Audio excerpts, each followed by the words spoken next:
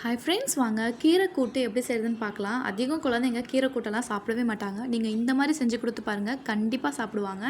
இப்போ ஒரு குக்கரில் ஒரு கப் அளவுக்கு பாசிப்பருப்பு எடுத்துகிட்டு அதை நல்லா அலசிட்டு ஒரு ஒரு டீஸ்பூன் அளவுக்கு சீரகம் எடுத்துக்கலாம், 1 டீஸ்பூன் அளவுக்கு மஞ்சத்தூள் எடுத்துக்கலாம், 1/2 டீஸ்பூன் அளவுக்கு பெருங்காயத்தூள் எடுத்துக்கோங்க.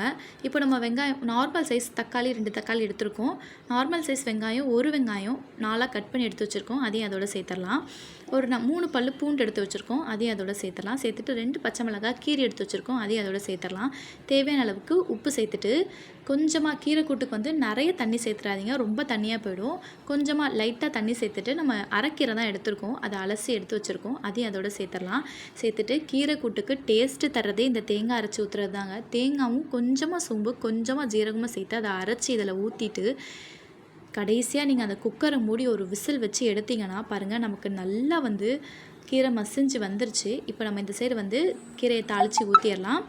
இந்த பக்கம் அடுப்பில் சட்டி வச்சுட்டு சட்டி நல்லா காஞ்சதுக்கப்புறமா ஒரு 2 டேபிள் ஸ்பூன் எண்ணெய் ஊற்றி எண்ணெய் நல்லா காஞ்சதுக்கப்புறமா கடுகும் சீரகம் சேர்த்துக்கோங்க. கீரை கூட்டுக்கு அப்போ தான் ரொம்ப வாசமாக இருக்கும்.